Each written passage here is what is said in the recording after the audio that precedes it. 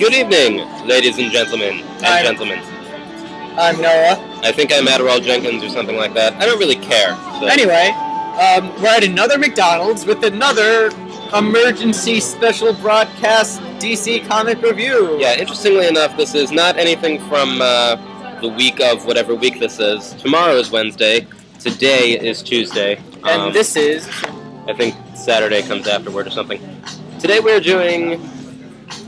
Manoware. Yes, Manoware. I just had to pick up a copy of Manoware. Well, actually, I had to get him to pick up a copy for me because I wasn't in the area. But curiosity got the best of me. I decided to pick up Men of War, so we might as well review it. Yep. And we are also, should we mention what else we're going to be reviewing? We have a special surprise after Man of War. It's in the title of the video, though, so you already know what it is. Special surprise. Oh, it's going to be special, alright. It actually is going to be pretty special. Anyway, Men of War is... Should we talk about what it's about? Okay. So, it's about... 14-year-olds playing Call of Duty. Yep. Yeah, not really, though. It's about... It's about the military. Mainly focusing on Sergeant Rock. But this is before he was Sergeant Rock. What is he now? Commander? Corporal Rock. This is not the original Sergeant Rock. No, it is his grandson. It is his grandson. Now, I don't really follow any of the Sergeant Rock stories. I only know a little bit about them. I don't know if this particular character has existed before now, or if this is just sort of a revival... legacy character type thing? Yeah, well, I mean, clearly he's a legacy character. Yeah. I don't know if this particular character has existed before this comic, this series, or if he's new. So... we're kind of coming into this a bit blind. Yeah.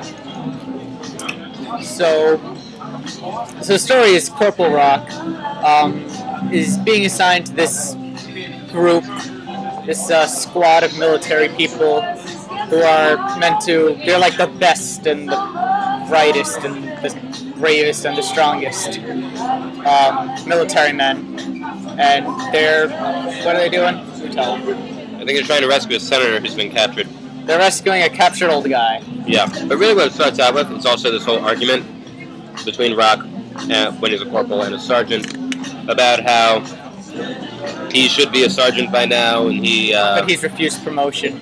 Yeah, but it's not his place to just follow orders. He's a natural-born leader, and it's this whole argument between the sergeant, I think like this general guy, and Rock, and eventually they go on this mission. Mm-hmm.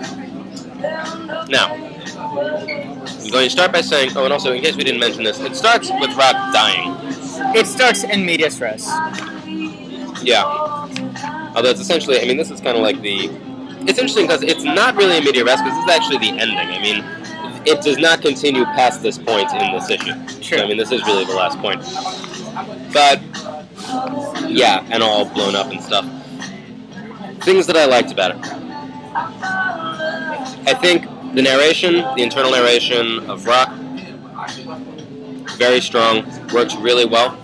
I'm not a tremendous fan of war stories and war fiction, although I have read some of the classics.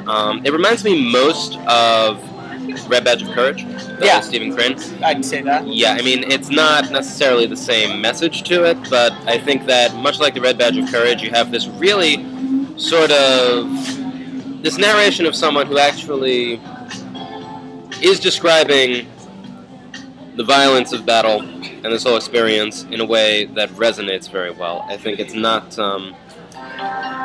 just sort of a vague description thing, because very often comics will lend themselves... Oh, I just want to apologize for the crappy music. Yeah, we didn't choose this. It's McDonald's.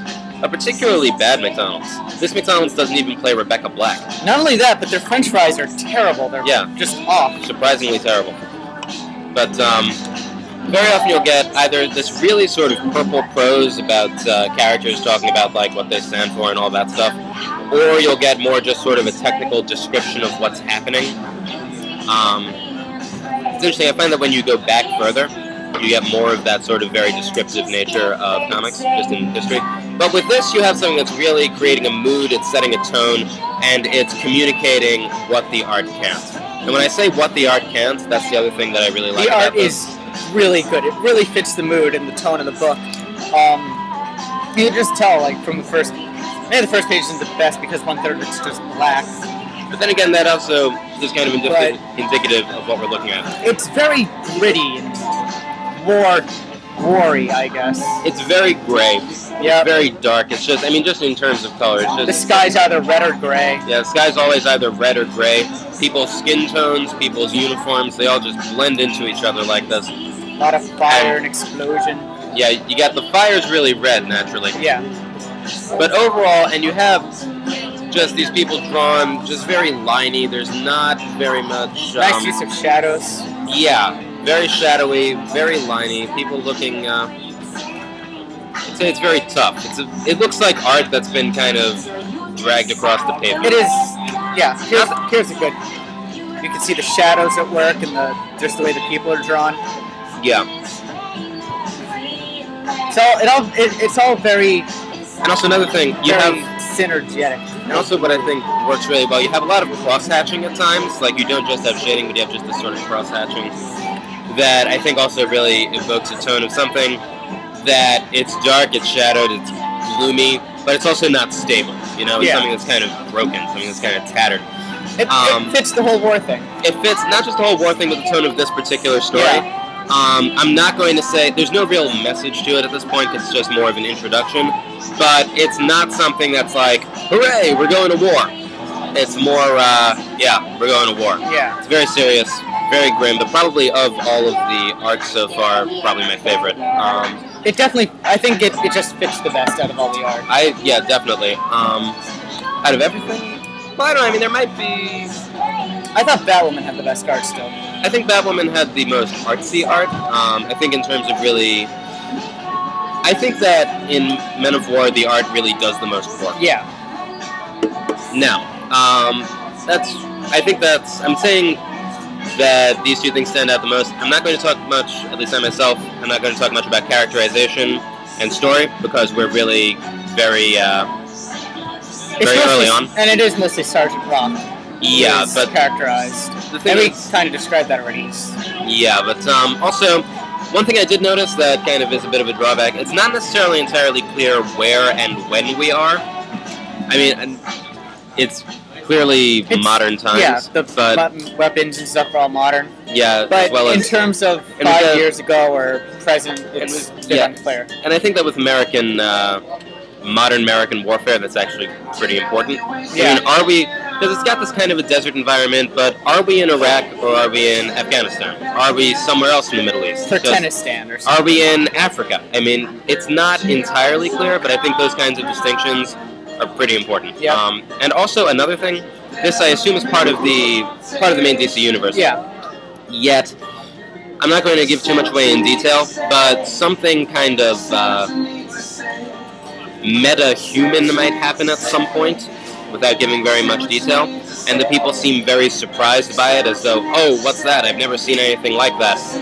So it seems kind of strange if they are living in the main DC universe. So it is probably 5 years ago. It could be 5 years ago, but it might not be. I mean, that's the thing. It's not very clear, especially since not all of these are taking place in the same time period. So that, I would say, is a bit of a downside. I think the biggest downside is that it's not one comic. There is a second, lesser... worse comic. Yeah, I'm guessing, I'm not entirely sure, but I'm thinking that Men of War is actually kind of almost an anthology thing, because we get the title page for Sergeant Rock on the very last page of it, which does say it has the title as Joseph Rock, which does not seem to be the name of the arc itself. And then but right it might after be that, you have Navy SEALs. Navy SEALs. So we got the double billing. Yeah, Navy SEALs is terrible. I'm just going to say. Okay, it's not objectively terrible. I really didn't like it. No, it just kind of it's boring. Didn't go anywhere. It's really short.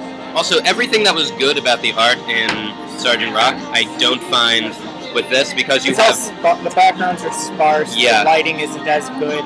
Even the lining is just a bit. It's rougher. You have not gritty rough, just not well done rough. Yeah, you have very, very empty backgrounds and characters who are just kind of.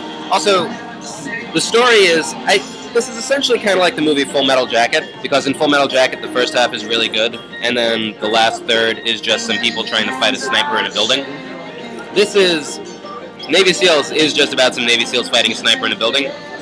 there's really no room for plot because it's part one of only 3, and it's probably a third or less of the entire book. So there's not very much plot development. Most of it is just the characters. We know that someone's been shot, and then they stand around in various poses. We can't really see what's happening because there are no backgrounds. Just kind of in various poses, talking about who they are and describing their characters, while simultaneously spouting out like this sort of gung-ho Navy SEAL type dialogue. There's a lot of military lingo in it. Yeah, but they caption it and tell us like Yeah. what certain things mean. I would say that might be kind of condescending, but I think it's helpful because I had no idea what anything meant. Yeah. But yeah, it doesn't really go anywhere. I think that if we just had a full Sergeant Rock book, that would have actually been better. So I would give Sergeant Rock just alone probably like a B plus, mostly writing on the art. But if I have to put them together, looking at Men of War, the comic as a whole, on a letter scale, I would probably put it around a C. I'd do the same thing. Yeah, I'm interested in... Sergeant Rock was better. Definitely it had the characterization, it had the story, it had the art.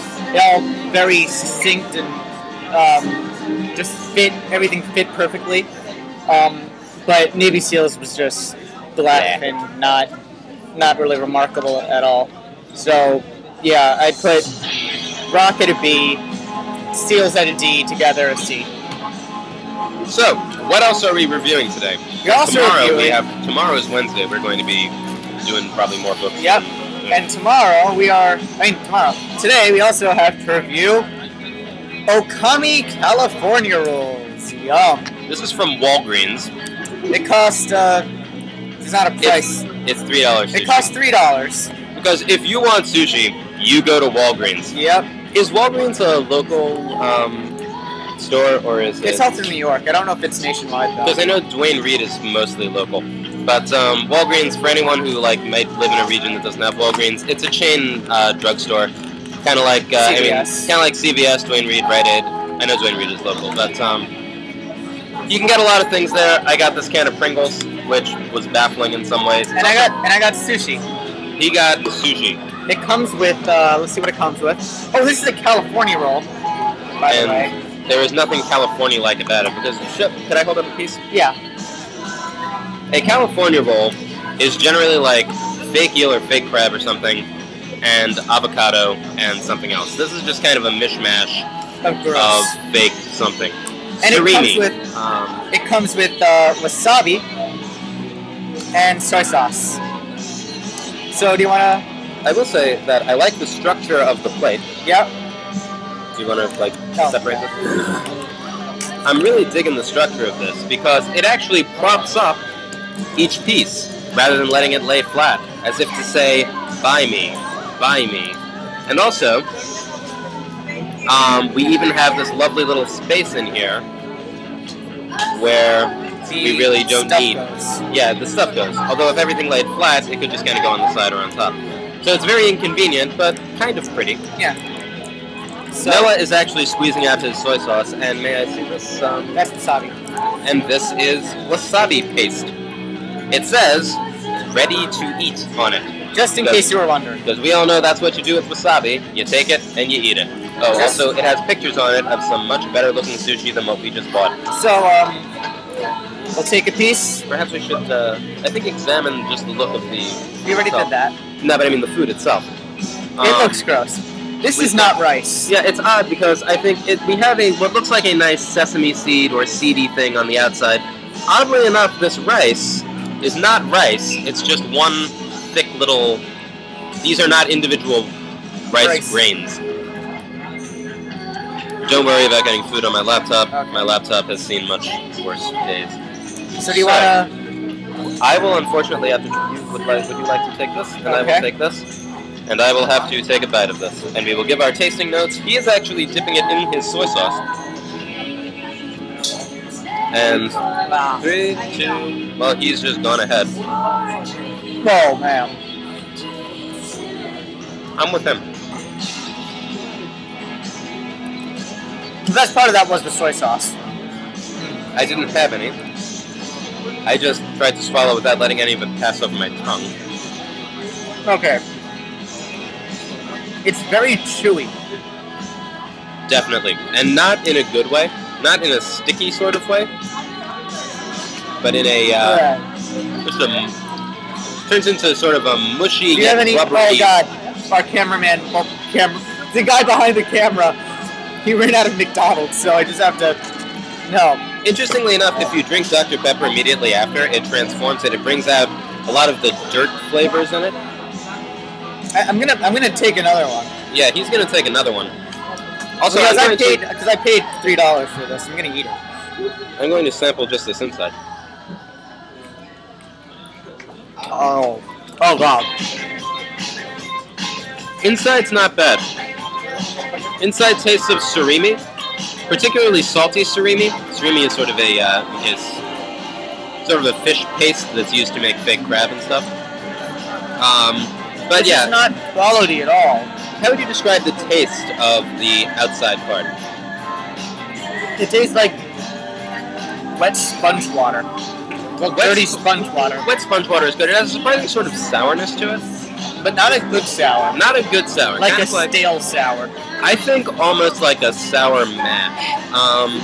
Kind of like sour milk if you punched it. Not so much sour milk. I think that if you get a particularly young whiskey, and it has a flavor that's... I'm determined to finish this. Not just a harshness to it, but it will sometimes have sort of a sour, underdeveloped sort of whiskey tone that hasn't been aged very far, but is also kind of not of a particularly high quality. I know describing sushi as tasting like bad whiskey might not make the most sense, but that's what I'm getting.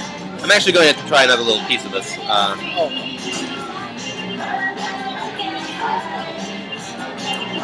It really is mostly the texture. It's like you're chewing something that shouldn't be chewed. Like, it's like you're chewing... I'm getting a little brininess if I swish it around in my mouth. Just the rice part. A little bit of a sour brininess to it. You know what it is? It's like... You know, like, when you install, like, an air conditioner or something, and you have the seal? It's like muddy. It's like Mighty Putty or something. It's like you're chewing Mighty Putty. We haven't even tried this wasabi yet. I'm not going to. I like wasabi, so I'm just going to try a little bit of this. It tastes like you're chewing... There's no way to open this wasabi. An architectural paste in your mouth. That's actually not a bad comment. Please, no, you're trying. Yes. He should have not waited to hear our comments. Fabian, you have to try it. Okay, Fabian, the guy behind the camera, isn't going to try it. Oh, this is fantastic. Our wasabi is quite soggy. Quite soggy, with a texture more reminiscent of applesauce than wasabi. I, being the one who likes wasabi here, am probably going to have to be the one to sample this mush of sorts. Do you want to try it out the rice? I am actually thinking that this is what this now is for. It's for wasabi tasting. I will try some of this.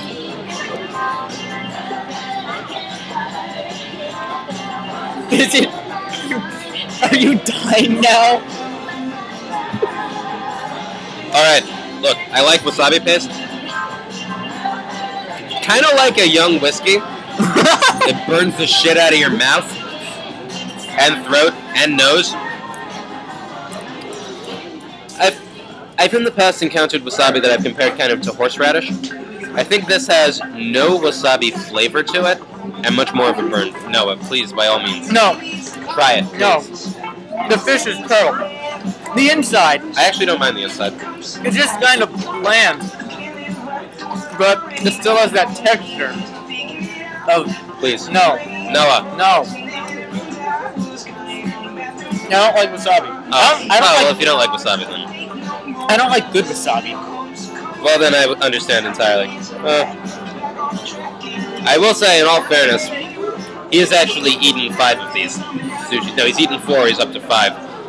I couldn't get through 1. So he is clearly much braver than I am. I paid $3. I'm not going to waste it. Oh, well.